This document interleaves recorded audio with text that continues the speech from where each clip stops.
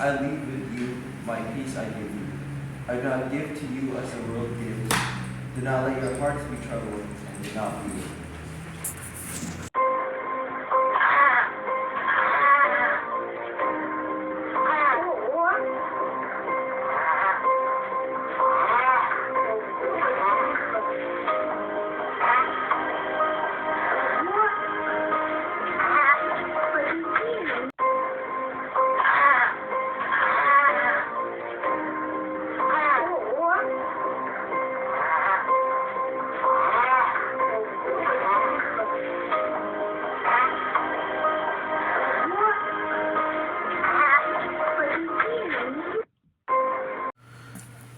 Hey, thanks for joining us at First Christian Church. Forgive us for having to do this at-home video. The recording did not come out on the service. I'll do my best to give a quick summary of it. I believe it's very important, especially in these times. Well, I was blown away to see that little lizard sacrificing itself for its little lizard buddy. And a scripture came to mind when I saw that. The first time I saw it, I was actually in tears, and I realized that there was just a deeper meaning to it, message to it, or example of it. And it reminded me of a verse in John. I'm sure you know it. John 15:13. Greater love hath no man than this, that a man lay down his life for his friends. And this Sunday kind of fell in a strange position. It was after Veterans Day, but it's 2 Sundays before Thanksgiving. And I thought, well, what is it that we celebrate about Veterans Day? Is it honor? Is it duty? Is it patriotism? What is it? And I realized the thing that inspires me the most about veterans is the sacrifice of their life for love of country. I can't help but think of Christ's love demonstrated to us through sacrifice. One of the things Paul wanted all the saints to know was, well, I'm going to go ahead and read it in Ephesians 3:17 through 19, that Christ may dwell in your hearts by faith, and that ye, being rooted and grounded in love, may be able to comprehend with all the saints what is the breadth and the length and the depth and the height, and to know the love of Christ, which surpasseth knowledge, that ye may be filled with all the fullness of God. There it is. Want to be filled with the fullness of God? Well, number 1, Christ dwelling in your heart by faith. That's what happens when we accept Christ and receive Him and become a Christian. Number 2, that should lead to us being rooted and grounded in love. 3, we should continually be understanding more and more just how great God's love is for us, and let it fill every dimension. 4, and not just understanding God's love, but know it, experience the love that Christ has for us when we walk with the Lord. Just like when you're out and about with your wife or husband or even friends, you should be experiencing their love, if the love of God is in them, obviously. And Paul said 2 things happen. You surpass knowledge, and you are filled with all the fullness of God. Just like when you live with your wife, you have intimacy with your life. It's more filling than just knowing about her. Like, oh, my wife has black hair, a little freckle there. She's like 5'4". Yeah, it's nice to know all that stuff. But, watching that sunset together, or that hug she gives you right when you need it, or that word of comfort, all that blows away any kind of knowledge about her, and it fills your heart in ways that knowledge, of course, just can't fill. There are experiences that you have together that just make you grow closer and love each other more that, of course, knowledge just can't do. Maybe it's your husband snoring. I don't know. But what's really sad is that this was written to the church of Ephesus, the same church that Jesus said, you forgot your first love. And it's really sad. Apparently they didn't just grasp the love of God like they should have. So we don't want to do that. So let's look at God's great love and its breadth, its length, its depth, its height, so we can be better rooted and grounded in it and more aware when we are experiencing it, and also that we can share it better as well. I know that we're going to get to know and understand and experience God's love continually throughout eternity and just continually get blown away by it. But there are some things that the Bible points out that I think that are things that we should be rooted and grounded in and start from there and build upon it. Number one, God primarily in his nature is love. Let's go look at 1 John 4:8. He that loveth not knoweth not God, for God is love. That's his nature. That's his primary nature. I think that's something we definitely grow into and aren't just born with. We're probably pretty selfish and retaliatory at the start and come to learn God's love and then are able to imitate that to some degree. But it's amazing how much we can know about it and still be so far in demonstrating it to others at times. Okay, number two, God first loved us. 1 John 14:19. We love him because he first loved us. It's like that with people sometimes, isn't it? Somebody's love wins over another person. Number three, God didn't love us because we won him over with our goodness or righteousness. It says in Romans 5:7, for scarcely for a righteous man will one die, yet peradventure for a good man some would even dare to die. But let's face it, most of us are like, there's no way I'm going to die for that scumbag. But that's exactly what the Lord did. Number four, his love was demonstrated while we were sinners.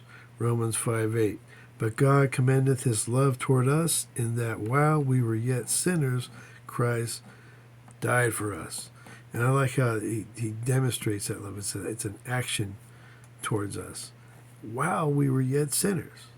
We didn't clean ourselves up and they said, okay, I love you. He died for us while we were yet sinners. Think about that. Christ died for the ungodly.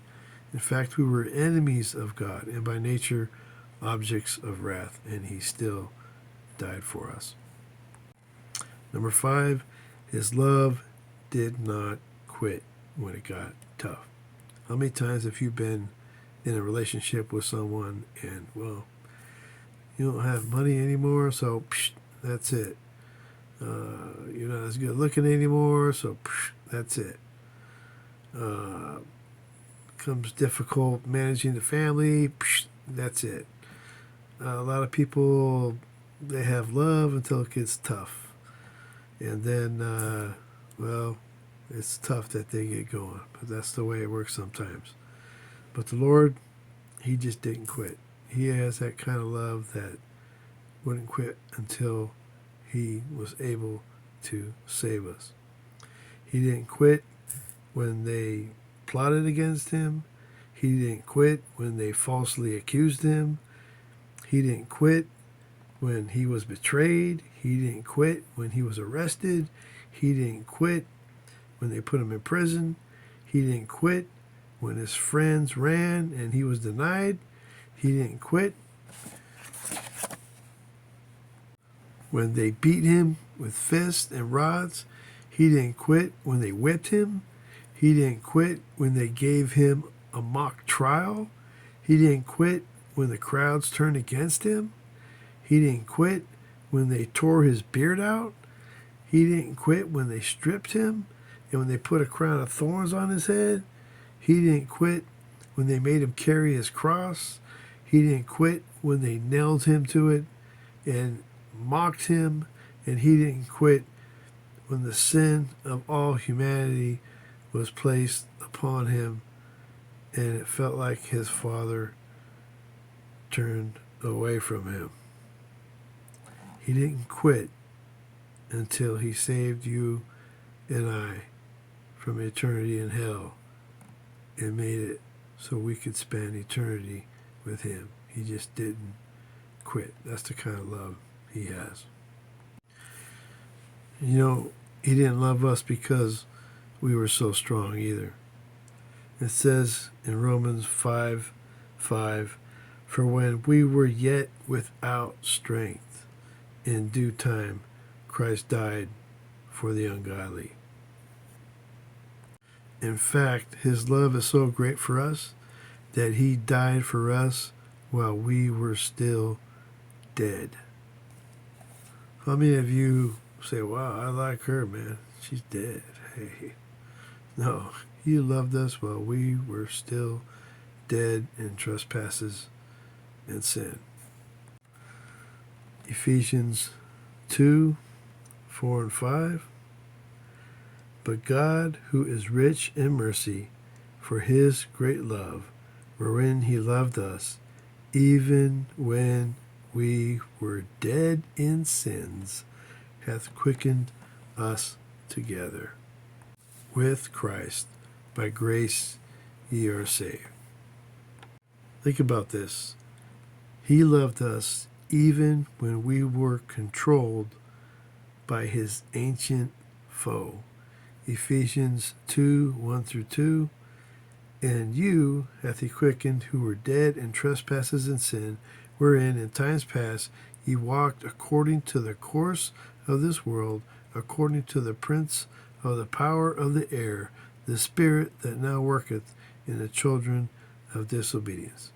Can you imagine that? Can you imagine someone hanging out with the worst person you could think of, and you love them, but they're hanging out with the worst person you could think of and doing whatever that person wants, and it's always the things that you hate the most, and they're just doing them?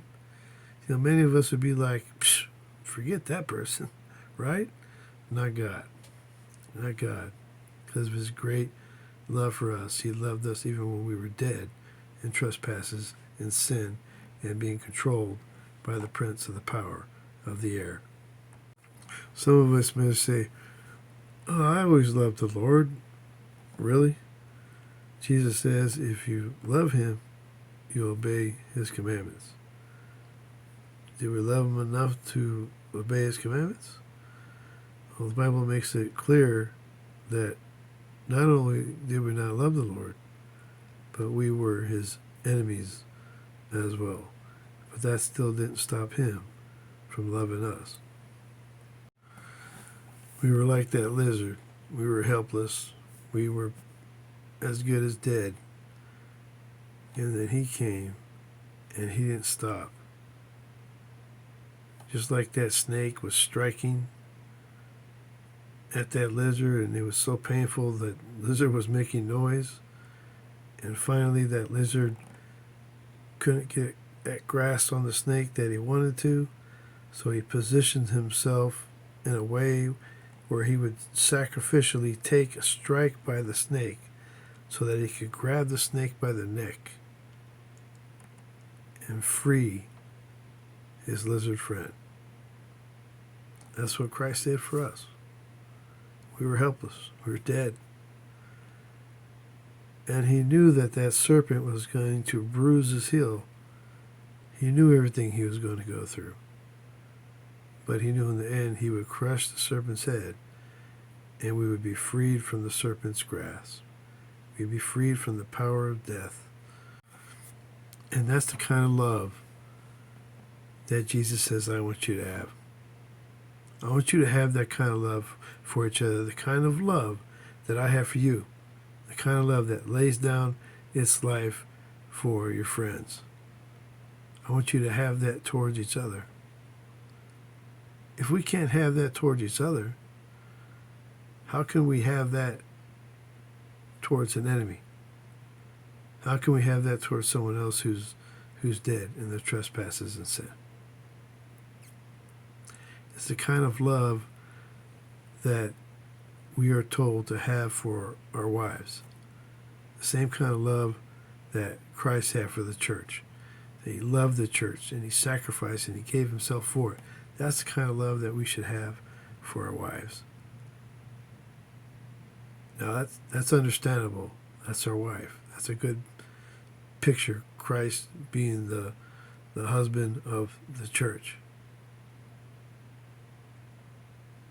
But look at the depth of Christ's love and how it goes beyond that. Yeah, a man can love his wife. He said, of course man can love his wife. Yeah, does he love her sacrificially, though? Do we love each other sacrificially, though? You know, Veterans Day, you think how brave they were and how much love they had for their brothers in arms when we hear the stories of a soldier jumping on a grenade and saving his fellow brothers in arms. But really, how many of us are really going to get to do something like that? But we can still love sacrificially in other ways. We can still give our lives for our friends, for our Christians, and even for those who are unlovable, even for our enemies. And we can do that in other ways.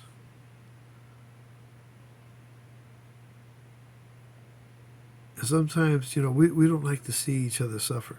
So sometimes we might even try and stop one another from having that sacrificial love for someone.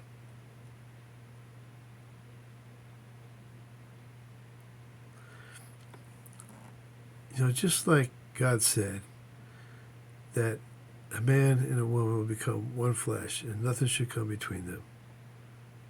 It should be the same way with God's love. Don't try to come between God's love being shown from one Christian to another, or one Christian to somebody else for that matter. Because you don't want them to suffer. Don't try and steal their reward. Let them love the way God wants them to love somebody. Maybe turn around and do it yourself. Right?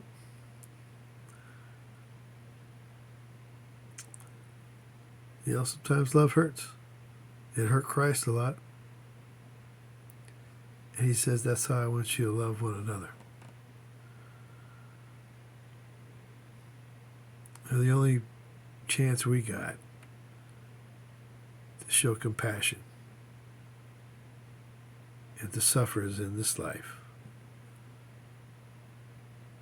But the rewards for that go far into eternity. So don't rob anyone of their eternal rewards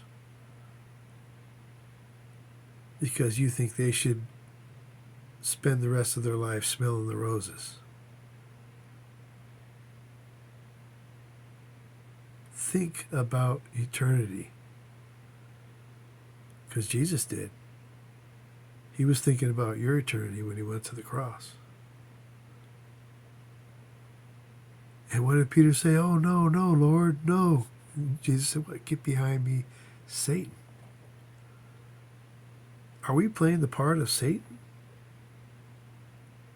When we try to stop one Christian from loving another Christian that the way they should, the way it's done in the kingdom of heaven?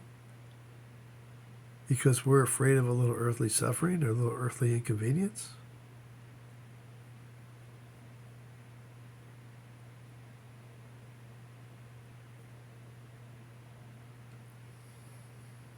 Rooted and grounded in love.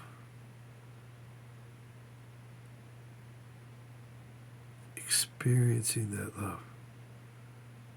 And all the fullness of God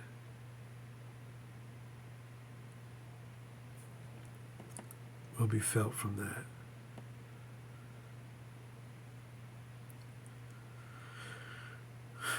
I'd rather have that than a little comfort instead of it.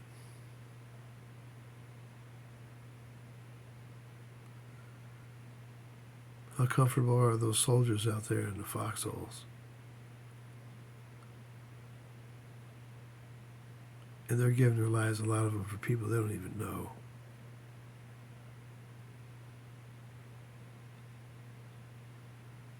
We can suffer a little bit for those who we're supposed to love, and we know. God bless you. Thank you for tuning in. And you know what? With Thanksgiving coming up, that sacrifice is something I'm very thankful for. Not that turkey and stuffing, is gravy's pretty good too. Thank God for that too. And thank God for family. God bless y'all. I hope you have a wonderful Thanksgiving. Pray for this country. Pray like you've never prayed before. Love like you've never loved before. It might be your last chance. There will be wars and rumors of wars. I don't know where the casualties are going to lie from all the wars to come. But I know the Lord has won the big battle. And because of His love and that victory on the cross, we can spend eternity with Him. So we don't have to worry, we don't have to freak out like the world does.